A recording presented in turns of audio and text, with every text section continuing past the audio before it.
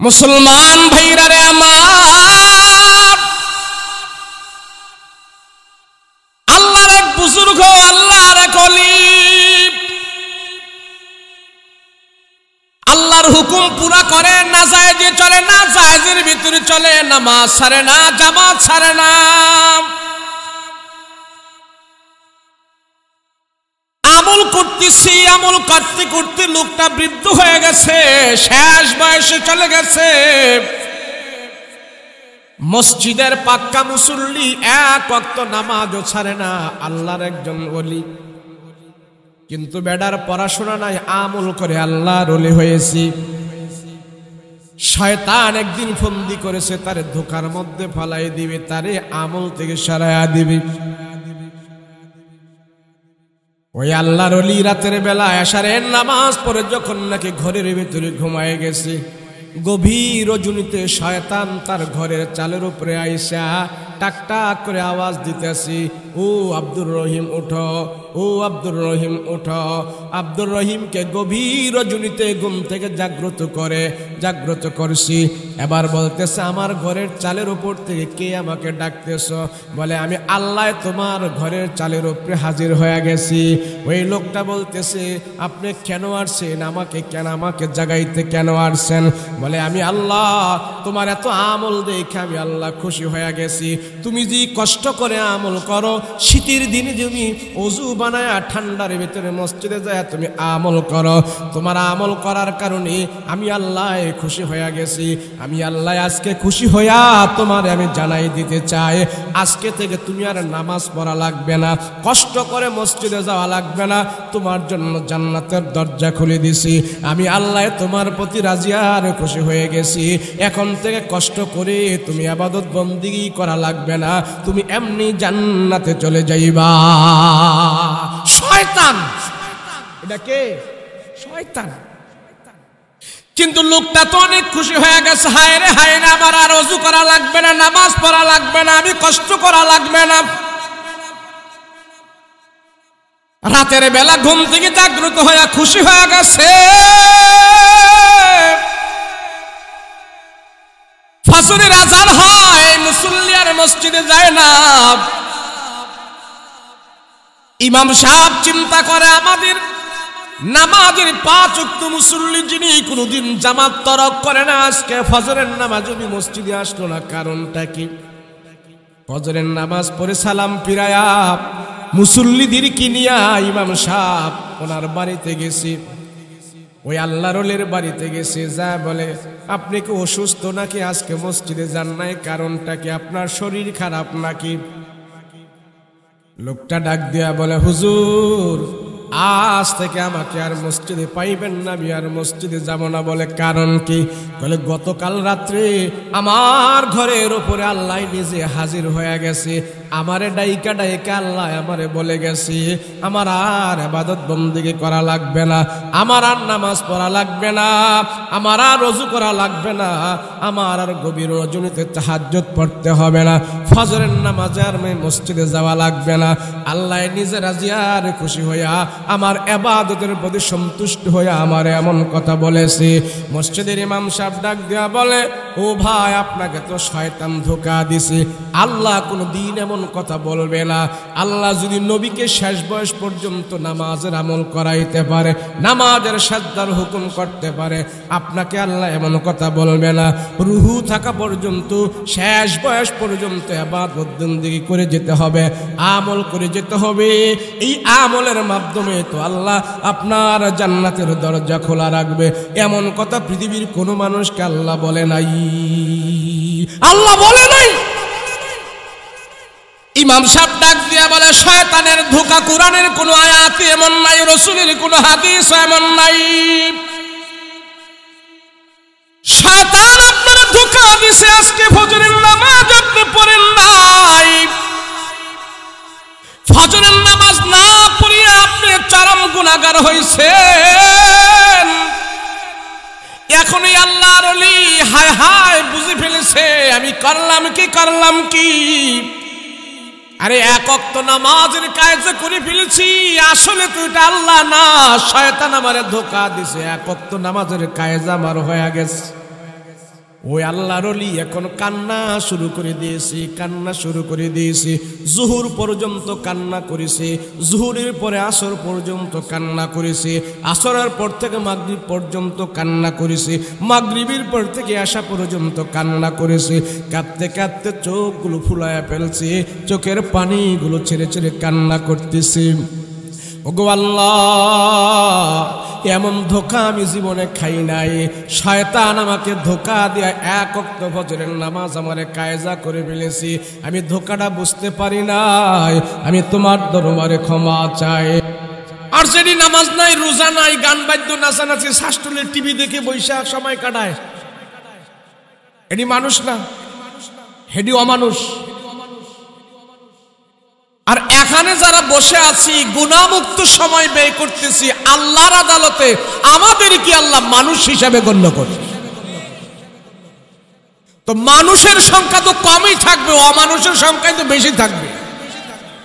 কারণ অমানুষ সব জাহান্নামী আর মানুষ সব জান্নাতি।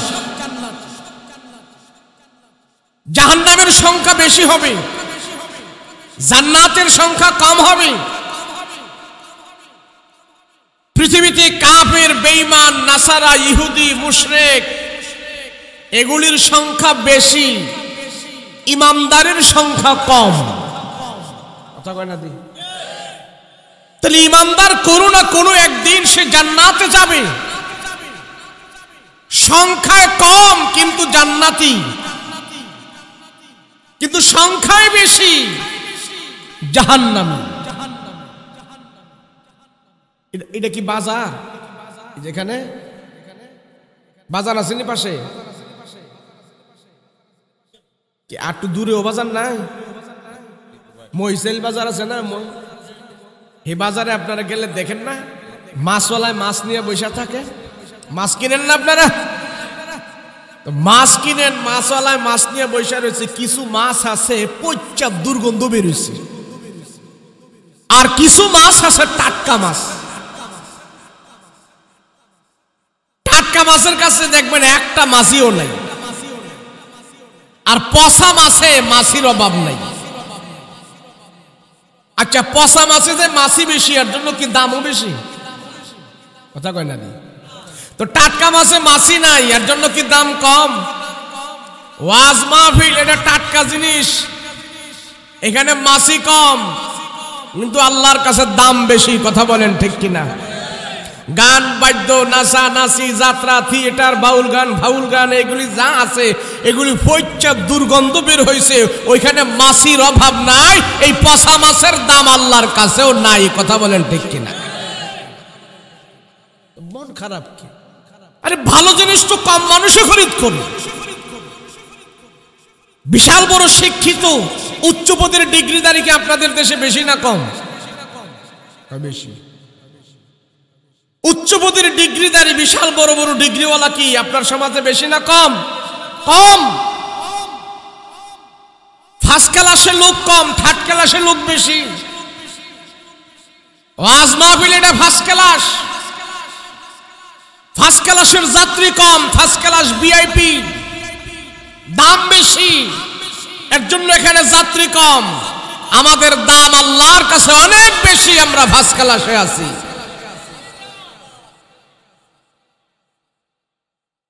মানুষ খালি কে হুজুর মসজিদের লোক নাই, ওয়াজের লোক না। তো ওয়াজের লোক না, তাহলে আপনার সমস্যাটা কি? আপনি গিয়ে বইয়া ফেরেন না, তুই তো লোক হইব। রাসূল যেদিন নবুয়তি পাওয়ার পর মক্কায় কালেমার দাওয়াত দিছে, ওই দিন কি বেশি মানুষ পাইছে না কম মানুষ পাইছে? তো রাসূলের মন ভেঙে গেছে, দাওয়াত বন্ধ করে দিছে। একজন কম সংখ্যক, সিংহের বাচ্চা একটাই নিয়ে চলে, শিয়ালের বাচ্চা এতগুলো দরকার নাই। এক সিংহের বাচ্চার কারণে সব দৌড়ায়। 11 জনে ফুটবল খেলে, 11 জনে কি ফার্স্ট প্লেয়ার? 10 নম্বর কয়জনের? কথা কয় না দি? একজন। একজন ভালো প্লেয়ার, একজন। দামি জিনিস কম লোকে নিবি, ভিতরে আল্লাহ কম সংখ্যক মানুষদেরকে দিবে, আর জাহান্নামের ভিতরে অনেক অনেক অনেক মানুষকে আল্লাহ জাহান্নামে দিবে। যা জাহান্নামে যা। এর জন্য মসজিদের লোক কম, এর জন্য মাহফিলের লোক কম, এর জন্য সমাজে কোরআন তেলাওয়াত করতে পারে কম লোকজন, সহি শুদ্ধ করে নামাজ পড়তে পারে কম লোকজন, সুদ ঘুষ থেকে মুক্ত কম লোকজন। কেন? এই কম সংখ্যক লোকদেরকে আল্লাহ জান্নাতের মেহমান বানায় দিবে।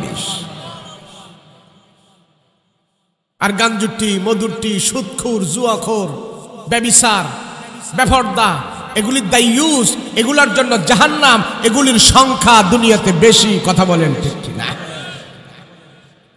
আমি তো এতক্ষণ যুক্তি দিয়ে বুঝাইলাম, কিন্তু এই কথাগুলো আল্লাহ কোরআন হাকিমের ভিতরে ধরে তুলছেন। আল্লাহ কসম খায়া বলছে, তাকিদ করে বলছে, তোমাদের ভিতর থেকে বেশি মানুষ, অনেক মানুষ তারা জাহান্নামে যাবে, আর জান্নাতি মানুষের সংখ্যা কম হবে। আল্লাহ নিজে তাকিদ করে কথা বলছে। কি কইরা? দূরে থেকে না বাদ যা।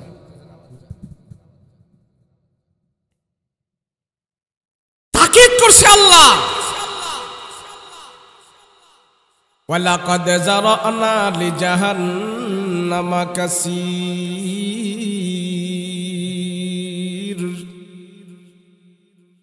যারা মিডল ইস্টে ছিলেন তারা বুঝবেন কাসির, আর আরবিরা সংক্ষিপ্ত করে কয় কাতির। কাতির কি কয়? মানে বেশি। আর আল্লাহ কয় ওয়ালাকাদ যারানা লিজাহান্নাম, মানে জাহান্নামের জন্য কাসির, জাহান্নামের জন্য অনেক অনেক। وَلَقَدْ زَرَعْنَا لِجَهَنَّمَ كَثِيرًا।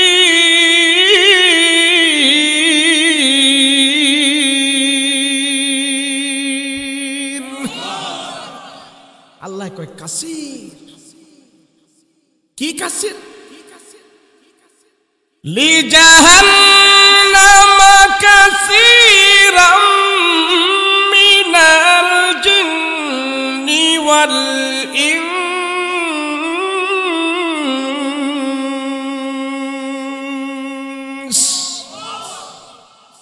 লিজাহান্নাম কাসীরাম মিনাল জিন এবং ইনস। এটা কোরআনের আয়াত, তাফসীর না, ব্যাখ্যা না, আয়াতের অর্থ। মানুষ এবং জিনদের ভিতর থেকে, এই দুই জাতির ভিতর থেকে জাহান্নামে যাবে এবং জান্নাতে যাবে, আর এই দুই জাতির ভিতর থেকে জাহান্নামের ভিতরে যাবে অনেক মানুষ, অনেক জিন। আল্লাহ নিজে বলতেছে। এরপরে আল্লাহ বলতেছে, জানো কোন জিনগুলো আর কোন মানুষগুলো জাহান্নামে যাবে? তোমরা মনে কইরো না এরা ল্যাংরা বোবা কানা কইরা, না, এদের চক্ষু আছে, এদের কান আছে, এদের অন্তর আছে। তোমাদের সমাজে তারা চলাফেরা করে। তোমাদের মতন দুই পাওয়ালা মানুষ, এই দুই পাওয়ালা মানুষগুলো তোমাদের চোখে মানুষ, আমার আল্লাহর চোখে এরা দুই পাওয়ালা মানুষ নয়, চতুষ্প জানোয়ারের চাইতে তারা আরো বেশি নিকৃষ্ট। লাহুম কুলুবুন লা ইয়াফকাহুনা বিহা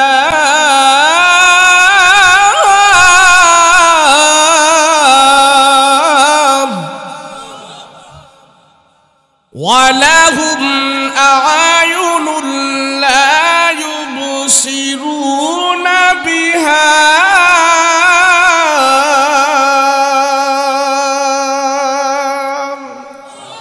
এদের কান আছে, চোখ আছে, দিল আছে, এগুলি থাকার পরেও তারা আমার আল্লাহকে বৃদ্ধাঙ্গুলি দেখায়, আমার হুকুমকে তারা তোয়াক্কা করে না।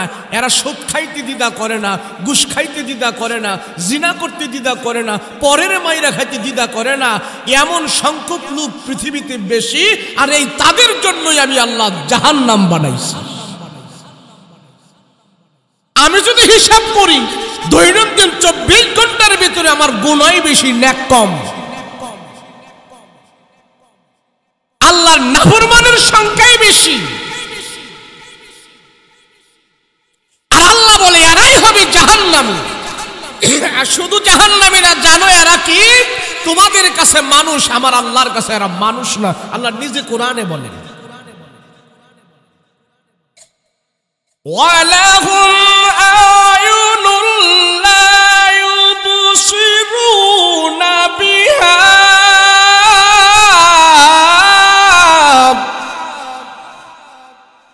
ওয়ালাহুম আযানুন লা ইয়াসমাউনা বিহা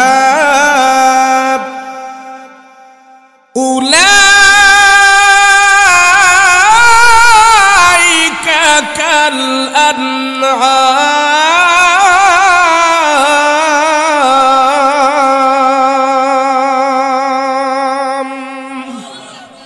আল্লাহ কয় এরা আনআম। আনআম মানে চতুষ্প জানোয়ার। কুকুরের 4 পা, বিড়ালের 4 পা, গরুর 4 পা, এরকম 4 পাওয়ালা যেই জানোয়ারগুলো আছে, 2 পাওয়ালা মানুষগুলোকে আল্লাহ বলে দেখতে তোমাদের কাছে মানুষ, আর আমার কাছে এরা 4 পাওয়ালা জানোয়ারের মতো। কেমনে? বলে একটা গরুরে যদি সকালবেলা মালিক ক্ষেত খামারেতে দিয়ে আসে, ও সকালবেলাতে যে খাওয়া দাওয়া শুরু করছে, হের কাজ 3টা। কয়টা? জোরে কোন কয়টা? একটা গরু আপনি দুপুরবেলা যায় দেখবেন এটা ঘাস খায়, বৈশাও খায়, দাঁড়াইয়াও খায়। রাতের বেলা যখন খোয়ারে বাইদা রাখে দেখবেন রাতের বেলা গিয়ে ওইটা চাবায়। আছে না? না, রাতের বেলা যায় ওইটা চাবায়, ঘাস খায়। খাওয়ার মধ্যে আছে, ঘুমের মধ্যে আছে, পায়খানা প্রস্রাবের ভিতরে আছে না? এমনকি যৌন ক্ষুধা নিবারণের ভিতরেও তারা আছে। বলে যেই সমাজের ভিতরে একটা মানুষ আল্লাহর হুকুম মানে না, রসুলের তরিকা মানে না, হাসর মাশরের ভয় করে না, মিজানের ভয় করে না, কবরের ভয় করে না, আল্লাহর আযাবের ভয় করে না, দেখবে এই মানুষটাও মসজিদে যায় না, কোরআন পড়ে না, সমাজে ভালো কাজে অংশ নেয় না, হ্যাঁ খায়, রাতের বেলা ঘুমায়, নারী সঙ্গম করে, বাচ্চা পয়দা দেয়, দাঁড়াইয়া প্রস্রাব করে, ডিলাকুলুপ ব্যবহার করে না, তার চলার ভিতরে আর গরুর চলার ভিতরে কোনো পার্থক্য থাকে না। কথা বলেন ঠিক কিনা? তা আল্লাহ বলে এই সমস্ত মানুষ দুনিয়াতে হবে বেশি, আর তাদেরকে আমি আল্লাহ জাহান্নামের ভিতরে দিব, এদের সংখ্যা বেশি। শুধু তারা জানোয়ারের মতো না, জানোয়ারের চাইতে আরো নিকৃষ্ট তারা। আল্লাহ কোরআনে বলেন, বালহুম আদাল। শুধু জানোয়ার না, বালহুম আদল মানে জানোয়ারের চাইতে আরো খারাপ। কেন? একটা কুকুর আর একটা কুকুরকে মারে না, একটা বিড়াল আর একটা বিড়ালকে মারে না, একটা পশু আর একটা পশুকে মারে না, একটা সাপ আর একটা সাপকে মারে না। এই মানুষগুলো জানোয়ারের চাইতে আরো নিকৃষ্ট। সে মানুষ হয়ে আরেক মানুষকে খুন করে, আরেক মানুষের পেটে লাথি মারে, সে মানুষ হত্যা করে ফেলে। অতএব যেই পশু যেই কাজটা করে না, সে মানুষ হয়ে পশুর চাইতে আরো জঘন্য কাজ করে। এর জন্য আল্লাহ কয় এই মানুষগুলো পশুর চাইতে আরো কি নিকৃষ্ট। বালহুম আদাল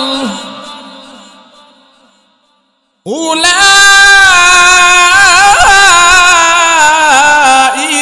হুমুল গাফিলুন।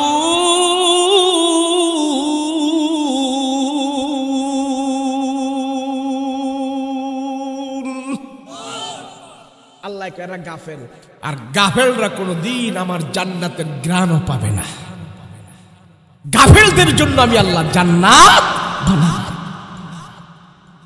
জিনাকারী গাফেল, যার হায়া নাই লজ্জা নাই, সে গাফেল, সে জাহেল, সে জাহান্নামে যাবে। সুদখোর, ঘুষখোর, জাহান্নামী যদি তওবা করে সে পরিশুদ্ধ হতে পারে, আল্লাহ তার জন্য জান্নাতের দরজা খুলে দিবে। কথা বলেন ঠিক কিনা? আল্লাহ অপশন রাখছে, দরজা খোলা রাখছে। বলেন আমার আপনার সমাজে নামাজের সংখ্যা বেশি না বেনামাজের সংখ্যা বেশি? তাইলে কোরআন হাদিসের এমন কোন কথা আছে যে নামাজ না পড়েও ভেস্তে যাবে, খালি আল্লাহরে স্বীকার করছে সে আমল নাই করেও ভেস্তে চলে যাবে, এমন আছে? আরে দুনিয়ার কর্ম, দুনিয়ার ভাগ্য, দুনিয়ার উন্নয়ন, দুনিয়ার ডিগ্রি, দুনিয়ার পদবি, মান, মর্যাদা, ইজ্জত, অট্টালিকা, বিল্ডিং, বাড়ি, গাড়ি, পদবি সব কিছু আল্লাহ রেখেছেন ভাগ্যের বিনিময়ে। কিসের বিনিময়? ভাগ্যে যে আছে সেইবার এমপি হয়ে গেছে, আর ভাগ্যে যার নাই বেটা আগে মন্ত্রী হওয়ার পরও এখন ফেল মারছে, তাই না?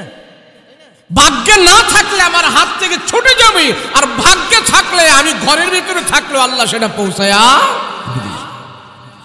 তো দুনিয়ার পদ, পদবি, সম্মান, ইজ্জত, মর্যাদা এগুলি ভাগ্যের সাথে সম্পর্ক। কিসের সাথে?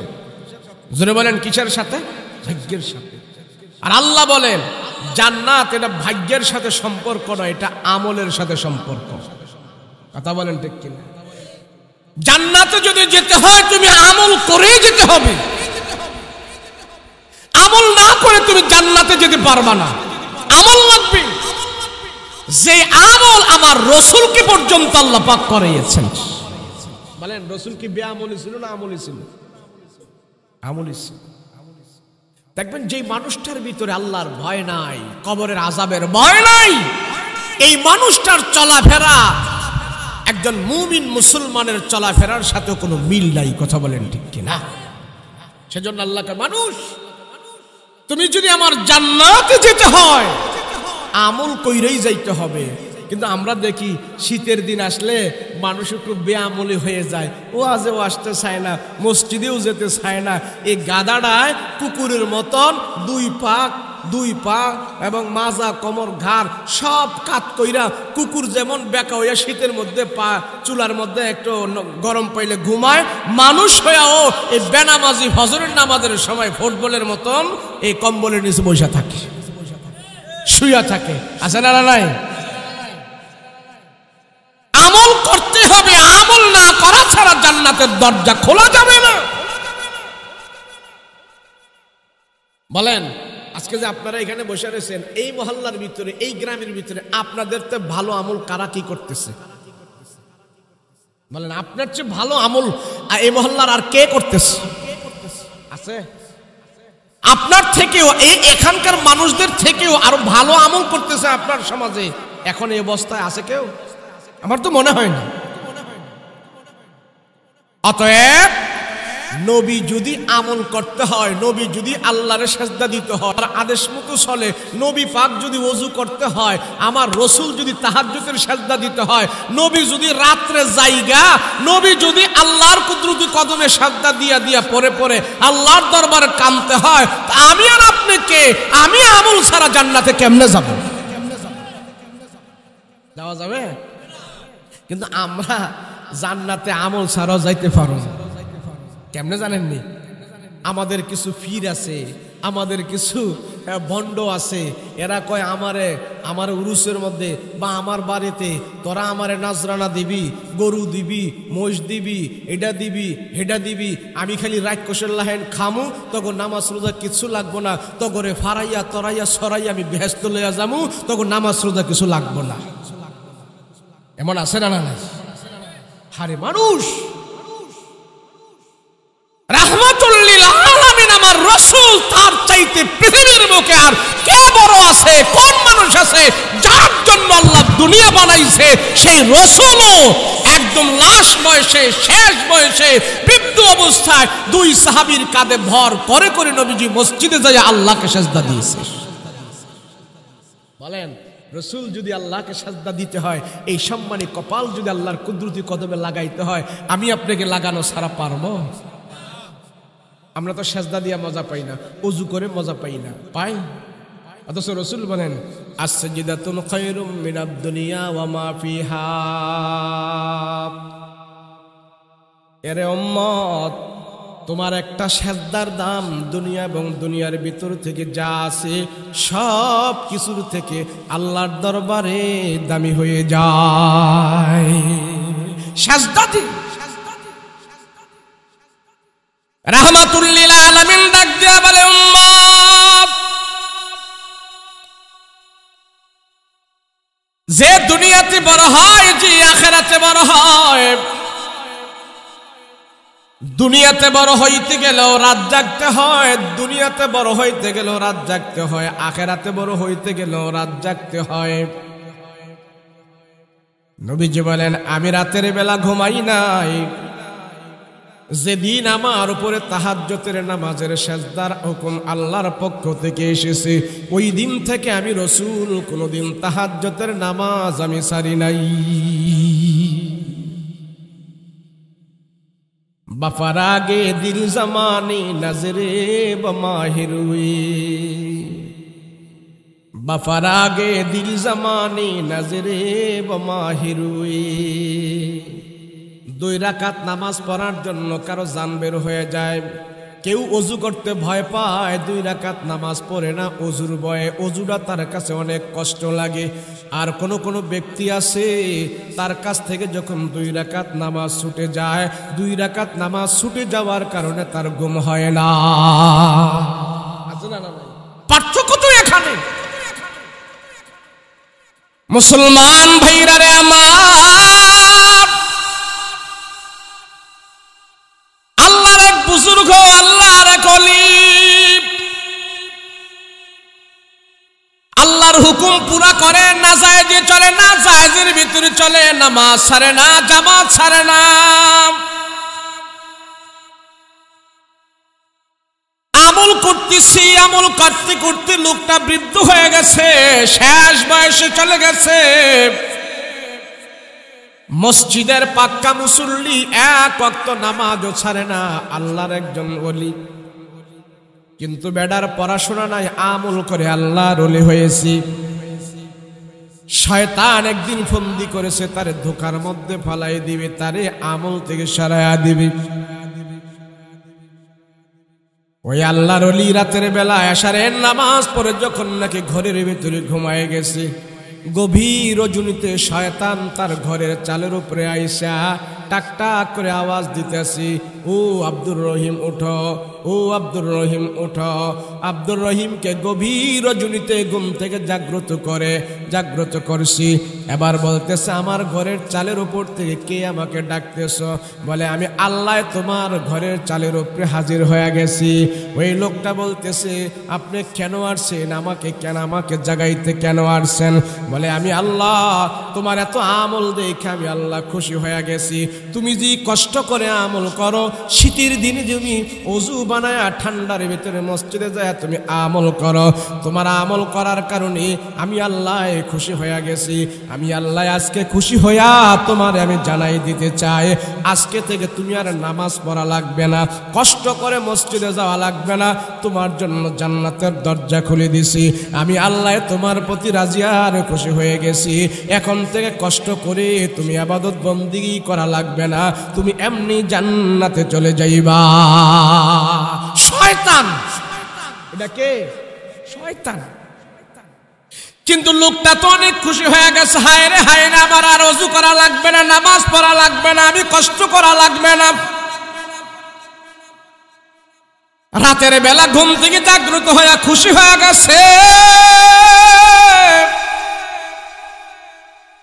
ফজরের আযান হয়, মুসল্লি আর মসজিদে যায় না। ইমাম সাহেব চিন্তা করে, আমাদের নামাজের 5 ওয়াক্ত মুসল্লি যিনি কোনদিন জামাত তরক করে না, আজকে ফজরের নামাজ উনি মসজিদে আসলো না, কারণটা কি? ফজরের নামাজ পড়ে সালাম ফিরায়া মুসল্লিদেরকে নিয়া ইমাম সাহেব ওনার বাড়িতে গেছে, ওই আল্লাহর ওলির বাড়িতে গেছে। যা বলে, আপনি কি অসুস্থ নাকি আজকে মসজিদে যান নাই? কারণটা কি? আপনার শরীর খারাপ নাকি? লোকটা ডাক দিয়া বলে, হুজুর আজ থেকে আমাকে আর মসজিদে পাইবেন না, আমি আর মসজিদে যাব না। বলে, কারণ কি? বলে, গতকাল রাত্রে আমার ঘরের উপরে আল্লাহ নিজে হাজির হয়ে গেছে, আমারে ডাইকা ডাইকা আল্লাহ আমারে বলে গেছে, আমার আর ইবাদত বন্দেগী করা লাগবে না, আমার আর নামাজ পড়া লাগবে না, আমার আর ওযু করা লাগবে না, আমার আর গভীর রজনীতে তাহাজ্জুদ পড়তে হবে না, ফজরের নামাজে আর মসজিদে যাওয়া লাগবে না। আল্লাহ নিজে রাজি আর খুশি হইয়া আমার ইবাদতের প্রতি সন্তুষ্ট হইয়া আমার এমন কথা বলেছে। মসজিদের ইমাম সাহেব ডাক দিয়া বলে, ও ও ভাই আপনাকে তো শয়তান ধোঁকা দিছে। আল্লাহ কোনো দিন এমন কথা বলবে না। আল্লাহ যদি নবীকে শেষ বয়স পর্যন্ত নামাজের আমল করাইতে পারে, নামাজের সাজদার হুকুম করতে পারে, আপনাকে আল্লাহ এমন কথা বলবে না। রুহু থাকা পর্যন্ত, শেষ বয়স পর্যন্ত ইবাদত বন্দেগী করে যেতে হবে, আমল করে যেতে হবে। এই আমলের মাধ্যমে তো আল্লাহ আপনার জান্নাতের দরজা খোলা রাখবে। এমন কথা পৃথিবীর কোনো মানুষকে আল্লাহ বলে নাই, আল্লাহ বলে নাই। ইমাম সাহেব ডাক দিয়া বলে, শয়তানের ধোঁকা কোরআনের কোন আয়াতে এমন নাই, রাসূলের কোন হাদিস এমন নাই। শয়তান আপনার ধোঁকা দিছে। আজকে ফজরের নামাজ আপনি পড়েন নাই, ফজরের নামাজ না পড়িয়া আপনি চরম গুনাহগার হইছেন। এখনই আল্লাহর ওলি হায় হায় বুঝে ফেলেছে, আমি করলাম কি। আরে এক ওয়াক্ত নামাজের কায়দা করে ফেলেছি, আসলে তো এটা আল্লাহ না, শয়তান আমারে ধোঁকা দিছে। এক ওয়াক্ত নামাজের কায়দা আমার হয়ে গেছে। ওই আল্লাহর ওলি এখন কান্না শুরু করে দিয়েছি। জুহুর পর্যন্ত কান্না করেছে, জুহুরের পরে আসর পর্যন্ত কান্না করেছে, আসরের পর থেকে মাগরিব পর্যন্ত কান্না করেছে, মাগরিবের পর থেকে আসা পর্যন্ত কান্না করেছে। কাঁদতে কাঁদতে চোখগুলো ফুলায়া ফেলছে, চোখের পানিগুলো ছেড়ে ছেড়ে কান্না করতেছে। ওগো আল্লাহ, এমন ধোঁকা আমি জীবনে খাই নাই। শয়তান আমাকে ধোঁকা দিয়ে এক ওয়াক্ত ফজরের নামাজ আমারে কায়জা করে ফেলেছি। আমি ধোঁকাটা বুঝতে পারি নাই। আমি তোমার দরবারে ক্ষমা চাই। এক ওয়াক্ত নামাজ আমার জীবন থেকে ছুটে গেছি। ওই আল্লাহর ওলি কাঁদতে কাঁদতে বেহুশ হয়ে গেছি। ফজরের নামাজ পড়বে, এশারের নামাজ জামাতের সাথে পড়ে কান্না দিয়া সে যখন ঘুমাইছি, আজকেও আবার তাহাজ্জুদের টাইমে আল্লাহর ওলির ঘরের চালের উপরে এসে টাক টাক করে আওয়াজ দিতেছে, ও ভাই ওঠো। বলে কে? কয় গতকাল যে আসছিলাম, আজকেও আমি সে তোমার ঘরে চলে আসছি। আজকে সেই চলে আসছি। কিরে তুই কেন আসলি? তুমি কে? গতকাল আমার পরিচয় আমি গোপন করে রাখছিলাম, আমি মিস্টার ইবলিস। শয়তান, আজকে কেন আসলি? গতকাল তুই আমাকে ধোঁকা দিয়ে এক ওয়াক্ত নামাজের কায়দা করাইলি, কেন আসলি? এক ওয়াক্ত নামাজের জামাত আমি পড়তে পারি নাই, আজ রাতের বেলা আবার কেন আসলি? কারণ কি? মিস্টার ইবলিস ডাক দিয়া কগো আল্লাহর ওলি, তুমি আগে ভালো ছিলা, এখন তুমি আল্লাহর কাছে অনেক দামি হয়ে গেছো। বলে কেমনে? তুমি এক ওয়াক্ত নামাজ কায়জা করার কারণে তোমার দিলের ভিতরে যে ধাক্কা লাগছে, তুমি এক ওয়াক্ত নামাজের কারণে আল্লাহর কাছে যে তুমি কান্না করেছো, চোখের পানি এত পরিমাণ ফেলেছো। আগে যেমন আল্লাহর কাছে দামি ছিলা, এখন আল্লাহর কাছে তোমার দাম দ্বিগুণ বেড়ে গেছে। আজকে থেকে আর তোমাকে আমি জাগ্রত, তোমাকে আমি ঘুমে রাখতে চাই না। এখন ডাক দিলাম, তুমি আজকে তাহাজ্জুদের নামাজ পড়ো, তুমি এখন থেকে ফজরের নামাজ পড়ো, এখন থেকে তুমি আর নামাজ ছাইরো না। তোমাকে জাগানোর জন্য আমি শয়তান আবার চলে আসছি। ভালো আমলওয়ালার কাছে, ইবাদত বন্দেগী করেনওয়ালার কাছে শয়তানও ফেল হয়ে যায়। কথা বলেন ঠিক কিনা? কিন্তু আমাদেরকে অনেক সময় ধোঁকা দিয়া দেয়, এই নামাজ লাগবে না, এই রোজা লাগবে না, এই আমল টামল এত বেশি করা লাগবে না, হ্যাঁ গাঞ্জা খাওয়ার, মদ খাওয়ার, যা খাও বাবার ল্যাঞ্জা ধরো, জান্নাতের ভিতরে যাইতে পারবা। এমন ধোঁকা দিয়া আমাদেরকে আমল থেকে সরাই দিতে চায়। কথা বলেন ঠিক কিনা? আর আমরাও বাঙালি হুজুকের জাতি, যেই দিকে একটাই সুরছি, কোনো যাচাই নাই বাছাই নাই, সব হুররে করে সব আমরা একদিকে সুরছি। কথা বলেন ঠিক কিনা? কোরআনে আসেনি, হাদিসে আসেনি, আরে আল্লাহর রাসূল বলছে কিনি, সাহাবীরা বলছে কিনা, এগুলি আমাদের দেখার খবর নাই, শোনার খবর নাই। সুরছে তো সুরছে, বেড়ার পালের মতন সব একদিকে আমরা সুরছি। কথা কোন ঠিক কিনা? বেড়ার পাল কেমনে? ভেড়া দেখছেন না তো, আরব দেশে দেখবেন এক ভেড়া সামনেরটা যেদিক যায় সব এটার পিছু যাইতে থাকে। পাহাড় আছে না, ড্রেন আছে না, কিছু আছে, এগুলো দেখে না, ওটার পিছনেই সব ছুটছে। এক রাজা 5 বছর দেশ চালাইছে। দেশ চালানোর পরে হুজুর রে কই, হুজুর রে 5 বছর তো আমি দেশ চালাইলাম, এখন আমার দেশের মানুষগুলো কেমন রে, আমারে কেমন ভালোবাসে, আর আমার দেশের মানুষের ভিতরে ইনসাফ কেমন আছে রে। তো হুজুরে কই, স্যার 5 বছর তো ক্ষমতা চালাইছেন, তবে স্যার দেশের মানুষের অবস্থা ভালো না। কয় কি? কই এগুলির যাচাই নেই বাছাই নেই, এগুলি বেড়ার দলের মতন, যেটা যায় যায় হেদিক যাইতে চায়, কোনো যাচাই নেই বাছাই নেই। একজন একটা কইয়া দিছে আর এটা লইয়াই সবাই নাচতে থাকে, বেড়ার পালের মতন সব একদিকে যাইতে থাকে। তো রাজায় কয়, হুজুর তুই কিন্তু কথাটা খুব খারাপ কথা কইছস। আমার দেশের মানুষের ভিতর কত গুণী সুদি কত কিছু আছে, তুই সবাইরে বেড়ার ভালের মতো বানাই দিলি, যে বিচার নাই আসার নাই, হ্যাঁ একদিকে সব ছুটছে। তোর কথা কিন্তু আমি বিশ্বাস করি না। তুই যে কথাটা কইছস এটা প্রমাণ করাইতে পারবি? যদি প্রমাণ করাইতে পারস তাহলে তোর কথা মাইনা নেব, তোর পুরস্কার আছে। আর যদি প্রমাণ না করাইতে পারস তোর কিন্তু খবর আছে, সবার সামনে কিন্তু তোর বিচার করা হবে। তো হুজুরটা ছিল চালাক। হুজুরে কয়, স্যার এই দেশের মানুষ যেন বেড়ার দলের মতন একদিকে ছুটতে থাকে, যাচাই নাই বাছাই নাই, এটা প্রমাণ করার জন্য আপনাকে সময় নেব 1 সপ্তাহ, আর আপনি আমার টাকা দিবেন 2000 টাকা দিবেন। কত টাকা দিবেন? 2000। আহা, আর আমার সময় দিবেন কত? 1 সপ্তাহ। তো রাজা কয়, নেই টাকা 2000 দিলাম, সময় তোর 1 সপ্তাহ দিলাম। কয় যা। এবার হুজুরের রাজার থেকে 2000 টাকা নিয়ে চলে গেছে বাইন্যার দোকানে। স্বর্ণকার আছে না, স্বর্ণকারের দোকানে গেছে, যা কয়, এই বাইন্না ভাই, একটা জুতা বানায় দাও আমারে সুন্দর কইরা, যেমন স্বর্ণের কালার দেখা যায়, স্বর্ণের কালারের মতন একটা সুন্দর করে জুতা বানাও, মানুষ যে ধরতে না পারে এটা যায় স্বর্ণ, এমন করে তুমি গোল্ড সিটি গোল আকারে তুমি স্বর্ণের কালার একটা জুতা বানায় দাও। তো সুন্দর করে একটা জুতা বানাইয়া দিছে। তো উজিরি করছে কি, এই জুতা নিয়া শুক্রবারে মসজিদে গেছে।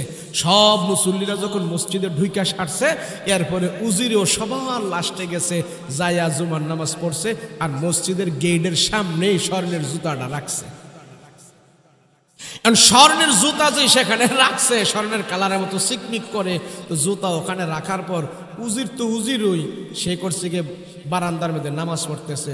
নামাজ শেষ, মানুষ যখন বাইরাইতেছে, বাইরায় তার চোখেই এই জুতাটা পরে, আর জুতাটা দেখে এত সুন্দর জুতা এনে কিরে, যে বারো হ্যাঁ এত সুন্দর জুতা, কার রে এটা এত সুন্দর জুতা? আর 2-1 জনে সুন্দর সুন্দর কইছে, হুজুরে রাখ কি কতরা জানোস না, এই বেটা এই সুন্দর জুতা কেটে মানুষের জুতা রে, বলে কার জুতা? চুপ থাক, আমগো এই মসজিদের ভিতরে আল্লাহর ফিরিস্তারা নামাজ পড়তে আইছে, এটা ফিরিস্তার জুতা, ধরিস না, সাবধান, এটা ফিরিস্তার জুতা, ধরিস না। এখন যখন সবাই শুনছে যে ফিরিস্তা আইছে মসজিদে আর ফিরিস্তার জুতা এটা, এখন তো সব মানুষ খুব আটকা চমকায় গেছে, হাই হাই হাই ফিরিস্তার জুতা, জীবনে ফিরিস্তা দেখি নাই, আজকে ফিরিস্তার জুতা পাইয়া গেছি আমরা। উজিরে সাবধান, এটার মধ্যে অনেক বরকত আছে, কেউ বেয়াদবি করিস না। সব মানুষ তো বরকতের কথা শুনে এখন জুতারে গিরি দিয়া ধরছে, কি বরকত যা আছে। উজির তো বাটপার সিটার, হ্যাঁ তো মানুষের বুঝানে একটা কয়েছে না যে আপনার দলের এই দেশের মানুষ সব ভেড়ার ফালের মতো, এটা বুঝানোর জন্য উজিরে কয় ধরিস না কেউ, এটা অনেক বরকতি জুতা, অনেক সবাইরে শোনাইল, এটা অনেক বরকত আছে। কি বরকত? উজিরে কয় এই জুতা দুইয়া যারা ফানি খাইব, যে যে নিয়তে খাইব, আল্লাহ সেই নিয়ত তারে হুরা করে দিব। সাবধান করিস। সবাই যখন এই কথা শুনছে, আর হুজুকে বাঙালির মতো আর কি, এখন হুজুকে বাঙালিকে আরে তাহলে তুই এটা আমাকে দরকার, কত নিয়ত করছে পুরো হয় না, জুতা দোয়া ফিরিস্তার জুতা দোয়া ফানি খাইলে এটা হইতেই পারে। এখন হুজুরি করছে কি বড় এক ডাম লইয়া এই জুতারে বিজায় আর খাওয়ায়, বিজায় আর খাওয়ায়। এখন এই এলান তো পুরা রাজ্যের মধ্যে হইরা গেছে, হ্যাঁ জুতা দোয়া ফানি খেলে সব নিয়ত পুরা হয়। এখন করছে কি সব মানুষ এই জুতা দোয়া ফানি খাওয়ার লাগে লাইন ধরছে। কয়েক বছর আগে আপনারা শুনছিলেন না, বিক্রমপুর মাইক দা ফু দেয়, যে যে নিয়তে পানি ভরা আনে সব নিয়ত ভালো হইয়া যায়, আছে না? না নাই। এই উজিরের এই পানি ভরা খাওয়ার জন্য এখন সব মানুষ ভাঙ্গা পড়ছে, আর উজির ভালো মতো দালাল ফিট করছে। এখন রাজ্যের মধ্যে পুরো খবর হয়ে গেছে, এই যে যেই নিয়তে এই জুতা দুয়া পানি খাইব তার নিয়ত পুরা হয়ে যাইব, এই খবর রাজার কানে শুদ্ধ চলে গেছে। কার কানে? রাজার কানে। রাজায় কয়, আরে সর্বনাশ, তো এটা তো আমারই দরকার। আমি যদি নিয়ত কইরা খাই যে আরো 10 বছর ক্ষমতায় থাকমু, তাইলে তো এই পানি খাইলে আমার তো আর ক্ষমতা নেয় কেডায়। রাজায় কয়, আরে আমারও লয়ে যা। সব মানুষের জুতা দোয়া পানি খায়, একটা রব্দা উঠে গেছে গা, যে যে নিয়ত করে খায় ওই নিয়তি কাম হইয়া যায়, ওই নিয়তি ভালো হইয়া যায়। সব মানুষ এখন সিরিয়াল ধরছে, কিছু টাকা টোকা দান সৎকা করতেছে, আর উজির খাড়ায় রয়েছে, আর জুতা ধুয়া ধুয়া পানি খাওয়াইতেছে। রাজ্যের সব মানুষ খাইতেছে। উজির দেখছে আমাগো রাজায় ও সিরিয়ালের পিছনে আইসা লাইন ধরছে। উজরি তো মনে মনে আসতেছে, এইটার লাগে তো আমি কইছি আয়ো খালি পানি খাওয়াইতেছে আর যাইতেছে, পানি খাওয়াইতেছে ছাড়তেছে, পানি খাওয়াইতেছে আর ছাড়তেছে। এখন রাজায় যখন আইছে, রাজারেও পানি এইভাবে সুবা দিয়া খাওয়াইয়া রাজারে আপনি যাইয়েন না, আপনি থাকেন। কই কি? কই যে কইছিলাম আপনারে আপনার দেশের মানুষ সব বেড়ার দলের মতো চলে, এটা বুঝানোর লাগে আমি এই পদ্ধতি করছি। কই কি পদ্ধতি তুই বেটা? সারা দেশের মানুষ পানি খাইতেছে। আর এই যে ফিরিস্তার জুতা দেওয়া পানি খাইতেছেন, জুতা কয়টা? কয় একটা দিদি আরেকটা কু। কই ফিরিস্তাকে খালি এক জুতাই ভরে, ফিরিস্তায় 2 জুতা ভরে না? এত মানুষ পানি খাইলো, খালি এক জুতার পানি খাইলো, আরেক জুতা কো একজন যদি যাচাই করলো না, ফিরিস্তা কি ল্যাংরা নাকি? তাহলে রাজা কহ, এটা তো কথা একটা কইছস। তো এই যে রাজ্যের সব মানুষ পানি খাইলো, তাকে দেখা দেখি আপনিও পানি খাইলেন, খাওয়ার আগে একটু যাচাই করলেন না, ফিরিস্তার আরেক জুতা কো। কয় তুই কি কবি, আসল কথা কহ। আমি তো খেয়াল করি নাই, এই যে বেড়ার দলের মতন আপনার রাজ্যের মানুষ ছুটছে, একটার পিছিয়ে একটা, যাচাই নাই বাছাই নাই। হ্যাঁ গো দলে আপনিও হইরা গেছেন, আপনার ভিতরে যাচাই নাই বাছাই নাই। এটা বুঝানোর জন্যই আপনার আমি এই সেই কাণ্ড করছি। আপনাদের 2000 টাকা আনছিলাম, সেটা দিয়া জুতা বানাইয়া সবাই জুতা দেওয়া পানি খাওয়াই কির ফিরিস্তার মিরিস্তা আমি বলেছি করছি আপনারে বুঝানোর লেগে। কথা বলেন ঠিক কিনা? আরে আজকে আমার দেশে এই অবস্থা হয়ে গেছে, বাঙালির যাচাই নাই। কোথায় গেলে আল্লাহ গজব দেয়, কই গেলে আল্লাহ রহমত দেয়, কি করলে আল্লাহ বরকত দেয়, কি করলে আল্লাহ জান্নাত দেয়, কি করলে আল্লাহ জাহান্নাম দেয়, এগুলি আমাদের মাঝে পার্থক্য করার ব্রেন নাই, যাচাই নাই বাছাই নাই। সুরছে তো সুরছে, সব দলে দলে যায়া কুহুরি আর শিরকি করে বাঙালি মুসলমানদের ঈমান আমরা নষ্ট করে ফেলতেছি। আবার কেউ কয় হুজুর আপনারা মাজারও যাইতে নিষেধ করেন, আমরা দি মাজারও গেলে ভাই। আমার ছোট ভাইয়ের বউর গরো 10 বছর ধরে ফোলা হয় না। হ্যাঁ শাহজালালের মাজারে গিয়া দোয়া করছে, শাহজালাল মাজারের ডেগের লগে নিয়ে ফ্যাটটা লাগাই আইছে, আল্লাহ দিলে এখন বাচ্চা হয়ে গেছে। আরে মানুষ, তোমার ঈমান আর আমল নষ্ট করার জন্য শয়তানের এক কুমন্ত্রণাই যথেষ্ট। কথা বলেন ঠিক কিনা? আমরা এমন মানুষ, আমাদের ঈমান আছে না গেছে আমাদের খবর নাই। আমি হুজুরি কইতো, আরে বেটা অজু গেলেও একটা আওয়াজ কইরা যায়, পিছনের রাস্তাটা বাতাস গেলে একটা আওয়াজ হয়, তো আমরা বুঝতে পারি আমার অজু গেছে গা। কিন্তু আমাদের ঈমান এমন ভাবে আমাদের থেকে বিদায় হয়ে গেছে, চলে গেছে, আমরা বুঝিও না আমাদের ঈমান আছে না গেছে। আমাদের ঈমান কতটুক আছে কতটুক গেছে আমাদের খবরও নাই। কথা বলেন ঠিক কিনা? খবরও নাই আমাদের। সেই জন্য মুসলমান ভাইরে, আল্লাহকে সন্তুষ্ট করার জন্য জান্নাতে যেতে হইলে আমল আমল লাগবে, আমল। আল্লাহকে বান্দা জান্নাত যদি পেতে হয়, জান্নাত আমি 2টা জিনিসের বিনিময়ে তোমাদেরকে দান করব। একটা হলো ঈমান আর একটা হলো আমল। যে আমল নবী পর্যন্ত ছাড়ে নাই, নবী পর্যন্ত করতে হয়েছে, সাহাবীরা পর্যন্ত করতে হয়েছে। আল্লাহর নবী ডাক দিয়া কয়, শোনো রে শোনো রে উম্মতেরা শোনো, আমি নবীজি আমল করা ছাড়া থাকি নাই। আমি নবীজি রাত ভরে আল্লাহর কুদরতি কদমে সাজদা দিয়েছি। আম্মা জান আয়েশা রাদিয়াল্লাহু আনহা ঘুম থেকে জাগ্রত হয়ে দেখে পয়গম্বর বিছানার মধ্যে নাই। রাহমাতুল লিল আলামিন কোথায় গেল? মহিলা মানুষ ঘুম থেকে উঠে যদি স্বামীকে না পায়, স্বামীর জন্য অনেক পেরেশান হয়ে যায়। আমার স্বামীকে রাতের বেলা নিয়ে শুইলাম, কিন্তু মধ্যরাতে স্বামী কোথায় গেল কোথায় গেল। আম্মা জান আয়েশা এইভাবে বিছানার মধ্যে হাতায়, আমার রাসূল আমার স্বামী কোথায় কোথায় পায় না পায় না পায় না। একটু হাতটা যখন লম্বা করে দিছি, দেখে আমার নবীজির পায়ের মধ্যে যে আম্মা জান আয়েশার হাতটা যা লেগেছে, আম্মা জান আয়েশা নবীজির পা মুবারকগুলো হাতায় হাতায় দেখে আমার নবীজির পা মুবারকগুলো রডের মতো শক্ত হয়ে সোজা হয়ে দাঁড়ায় আছে। মা আয়েশা রাহমাতুল লিল আলামিনের এই কাণ্ড দেখে বুঝতে পারলেন নবীজি নামাজ আদায় করতেছে। আয়েশা রাদিয়াল্লাহু আনহা মনে মনে ভাবলো 5-10 মিনিটের ভিতরে আমার নবীজি নামাজ পড়ে আমার সাথে কথা বলবে, যেহেতু নবীজির পায়ের মধ্যে আমার হাত লাগছে। আম্মা জান আয়েশা ঘুমায় না, আমার নবীর জন্য অপেক্ষা করতেছে, নবীজি কখন নামাজ শেষ করবে আর রাসূলের সাথে কথা বলবে। মা আয়েশা অপেক্ষা করতে করতে করতে করতে এমন একটা পর্যায়ে চলে গেল, মদিনার মসজিদের ভিতরে বেলাল যখন আজান দিল, ওই আজানের আগে আমার রাসূলের নামাজ শেষ হইল। আল্লাহর নবীর চেহারার দিকে আম্মা জান আয়েশা তাকায় দেখে নবীজির চেহারাটা লাল হয়ে গেছে, নবীজির চেহারাটা লাল হয়ে গেছে, চোখগুলো ফুলে গেছে, পা মুবারকগুলো ফুলে গেছে। মা আয়েশা ডাক দিয়া বলে, ইয়া রাসূলুল্লাহ, নবী গো আপনার তো আগে কোনো গুনাহ নাই, পরে কোনো গুনাহ নাই, ছোটকালে গুনাহ নাই, যৌবনে কোনো গুনাহ নাই, বৃদ্ধকালে কোনো গুনাহ নাই, যৌবনকালে গুনাহ নাই, মধ্য বয়সে কোনো গুনাহ নাই, আপনার আগে পিছে কোনো গুনাহ নাই, আপনি একজন বেগুনাহ মাসুম। কিন্তু আপনি এইভাবে রাত ভরে কেন নামাজ পড়তেছেন? কারণ কি? এত কষ্ট করে তো আপনি আল্লাহকে সাজদা দিয়া দিয়া নামাজ পড়ার কোনো দরকার নাই। কথা বলেন ঠিক কিনা?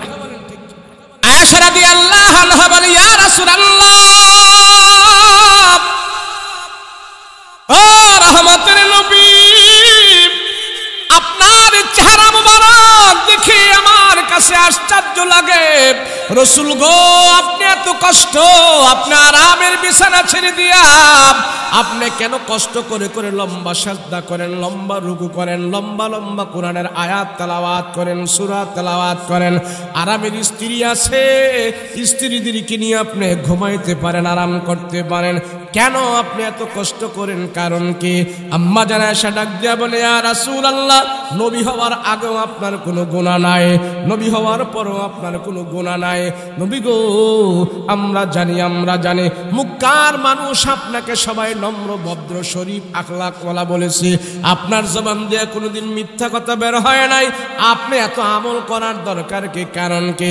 আপনি আরামের স্ত্রী নিয়ে ঘুমাইতে থাকেন। আল্লাহর নবী ডাক দেয়া বলো, আয়েশা, আমার আল্লাহ তো দামি বানাইছে, আল্লাহ আমার এত সম্মান দিয়েছে, আল্লাহ এত সম্মান করে দুনিয়াতে আমাকে পাঠাইছে, সেই জন্য আল্লাহর কুদরতি কদমে পড়ে পড়ে সাজদা দিয়া দিয়া আমি আমার মালিকের দরবারে প্রশংসা করি, আমার মালিকের দরবারে আমি শুকর আদায় করি, আমার আল্লাহর দরবারে আমি শুকর গুজার বান্দা হতে চাই। সেই জন্য আমি আল্লাহর কুদরতি কদমে সাজদা দিয়া দিয়া রাতের বেলা পড়ে পড়ে আল্লাহর দরবারে আমি কান্না করি। রাসূল বলেন, যারা রাতের বেলা আমল করবি, আল্লাহর দরবারে 2 হাত দিয়া দোয়া করবে, 2 রাকাত নামাজ পড়বি, 2 হাতের দোয়া করবে, 2 চোখের পানি ফেলাবে, 2 রাকাত নামাজ, 2 হাতের দোয়া, 2 চোখের পানি, এই আমলগুলো যার জীবনে পুঁজি হয়ে যাবে, আল্লাহ তার দুনিয়া আখেরাতে সবচেয়ে বেশি দামি বানায়া দেবে। 2 হাতের দোয়া, 2 রাকাত নামাজ, 2 চোখের পানি। রাসূল বলেন, যার চোখ থেকে আল্লাহর ভয়ে পানি বের হয়ে যায়, চোখের পানি নাকে রাখা আসার আগে আগে আল্লাহ তার নামটা জাহান্নামের খাতা থেকে কেটে ফেলে। কাঁদো আল্লাহর জন্য। আল্লাহর নবী রাহমাতুল লিল আলামিন সাহাবীদেরকে বলতে, তোমরা রাতের বেলা কান্না করো। আবু বকর রাতের বেলা কান্না করতেন, ওমর রাতের বেলা কান্না করতেন, সাহাবীরা দিনের বেলা ঘোড়া দৌড়াইতেন, সাহাবীরা দিনের বেলা কাফের মুশরিকদের কাছে বুক ফুলায় ফুলায় হাঁটতেন, তাদের সিংহ বাঘ নিয়ে তারা হাঁটতেন, তেজস্ব ঘোড়া দৌড়াইতেন কাফেরদের সামনে। আর রাতের বেলা আল্লাহর দরবারে বকরির বাচ্চার মতন তারা ফেল ফেল করে কান্না করতেন, একদম ছোট হয়ে যাইতেন। আল্লাহর কুদরতি কদমে সাজদা দিয়া প্যাকেট হয়ে ছোট হয়ে পড়ে থাকতেন। রাতের বেলা আল্লাহর দরবারে গোলামিয়ত্ব প্রকাশ করতেন, আর দিনের বেলা কাফেরদের সাথে তারা বাহাদুরি প্রকাশ করতেন। ইসলামের উপরে কোনো আঘাত করবা, আমাদের তরবারে তোমাদের কাঁধে চলবে। আর রাতের বেলা যায় আল্লাহর কাছে তারা সাহায্য চাইতো, কিন্তু একটা আমল আমাদের নাই। নবীজির কোনো গুনাহ আছে? বলেন, নবীজির কোনো গুনাহ আছে? যদি কেউ ধারণা করে যে আমার রাসূলের কোনো গুনাহ হইতেও পারে, এতটুকু বললে তার ঈমান থাকবে না, তার ঈমান চলে যাবে। আল্লাহর রাসূল যেন গুনাহ না করে, গুনাহ যেন না হয়, আল্লাহ সেইভাবে আমার রাসূলকে তৈয়ার করেছে। আমার রাসূলের বয়স যেদিন 7 থেকে 8 বছর, এমন শিশু অবস্থায় আমার নবীজির একবার গুনাহ হয়ে যেতে চেয়েছিল, আল্লাহ সেখান থেকে আমার নবীকে গুনাহ থেকে হেফাজত করেছে। কিভাবে? কুরাইশ বংশের লোকেরা খানা কাবা প্রত্যেক বছর বছর তারা মেরামত করে, সারা বছর মানুষেরা তোয়াফ করে হজ করে। আগেরকার যুগে খানা কাবায় যারা তোয়াফ করত, হজ করত, খানা কাবার দেয়ালটা এদিক সেদিক দিয়ে একটু আস্তর খুলে যাইত, ইট ভেঙে যাইত। তো কুরাইশ বংশের লোকেরা বছরে একবার খানা কাবাকে তারা মেরামত করত, এটারে ঢকঢাক ঠিকঠাক করত, নতুন ইট লাগাইতো। সবাই ইট লাগানোর ভিতরে অংশগ্রহণ করত। বছরে একবার খানা কাবার কাজ মেরামত করে সবাই খানা কাবার বরকত হাসিল করত কুরাইশ বংশের লোকেরা। এই প্রথাটা এখনো মক্কায় আছে। তো এখন আর আগের মতো ইট লাগায় না, দেয়াল সোজা করে না, এখন তারা বছরে একবার গিলাপ পরিবর্তন করে।